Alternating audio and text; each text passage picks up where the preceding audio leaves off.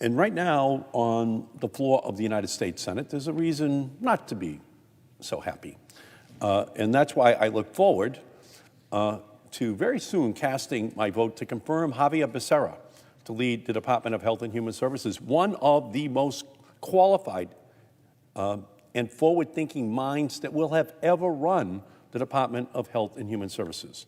But today, Republicans are using this confirmation vote to continue their agenda of obstruction, deflecting attention away from the nominee, who will be the head of the chief federal agency responding to the coronavirus crisis, all to revive an unnecessary, blatantly political debate on reproductive rights.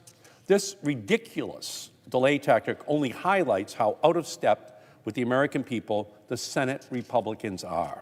Their anti-choice, anti-woman, anti-health rhetoric is on full display here in the Senate floor. And sadly, it is not new. They want to roll back Roe versus Wade. They want to criminalize abortion care. They want the government to control women and their bodies. They've rolled back Title IX protections for women on university campuses and completely gutted Title X program to fund critical health care providers like Planned Parenthood. Republicans have put in place an anti-choice majority on the United States Supreme Court by confirming Justices Neil Gorsuch and Brett Kavanaugh and illegitimately filling Justice Ruth Bader Ginsburg's seat with Amy Coney Barrett. If there ever was a reason to abolish the filibuster, it is to ensure that we pass legislation to expand the Supreme Court so that it cannot overturn Roe versus Wade and set us back decades in the fight for equal access to health care in our country. But here today, the Republicans are attempting to disrupt the nomination of our Secretary of Health and Human Services with a craven political play to their base at the expense of the health of Americans. They'd rather play politics than confirm President Biden's cabinet nominees.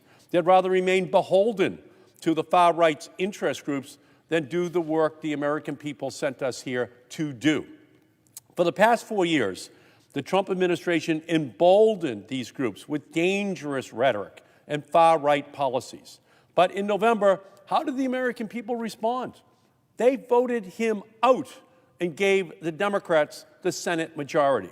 Americans entrusted us to serve them, not fringe interest groups that want to turn back the clocks on health care and women's rights.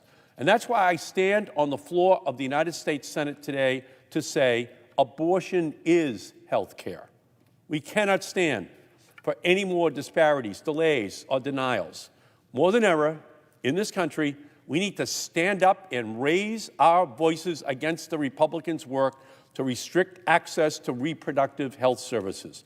We have a fight ahead of us, a fight to protect reproductive freedom, a fight to make sure that birth control is affordable and available, a fight for Title X to ensure that low-income patients receive quality family planning and reproductive health services.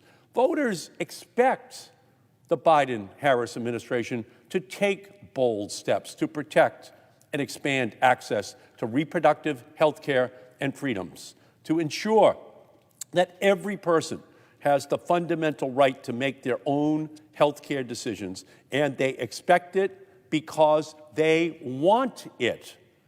Public support for Roe versus Wade is at a record high. 77% of Americans support that historic Supreme Court decision. That goes beyond a simple majority to an overwhelming consensus. And a couple of years ago, one analysis of polling found that there is not a single state in the United States where a majority of voters support, quote, making abortion illegal in all circumstances.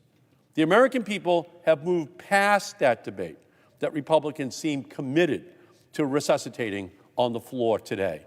They are on the wrong side of history and the wrong side of the American people. So as Republicans try to hijack this confirmation vote on Xavier Becerra, all I can say is enough. Enough with the era of extreme bodily discrimination. Enough with outside entities taking control over what a woman can and cannot do with her body. Enough with mounting barriers to reproductive services and birth control. Enough with criminalization of abortion care. Enough with creating roadblocks for poor women, immigrant women, and women of color to get equal access to health care. Enough with this offensive debate steeped in misogyny, partisanship, and tyranny. It is time to guarantee quality, affordable health care, regardless of race, status, or gender. It is time to rectify the health care and reproductive injustices that have cost too many lives for too long. We must move away from the antiquated and ideological debate over women's bodies and recognize the spaces in which our government can promote equity. We can reshape policy to reflect the constitutional rights of all people. By delaying Xavier Becerra's nomination to be Secretary of Health and Human Services, Republicans seem more interested in denying the health rights of half of Americans than in protecting the health of all Americans. Plain and simple, Xavier Becerra is exceedingly qualified to be our next Health and Human Services Secretary. He has proven that he prioritizes science and facts, believes in each person's right to make health and medical decisions about their own bodies, and is dedicated to fighting for those most vulnerable in our society. His record and support for reproductive freedom reflect the will of the vast majority of Americans who support legal access to abortion.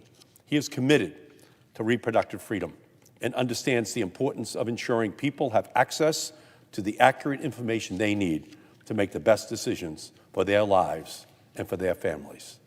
Xavier Becerra knows what is at stake, and I have the utmost confidence that he will lead with conviction, with compassion, and with care, and is ready to undo the damage that has been done by his predecessors. As America continues to battle the coronavirus pandemic, his confirmation is long overdue. I am proud to support Xavier Becerra today for Secretary of Health and Human Services. He will be one of the greatest secretaries that our country has ever known. Madam President, I yield back.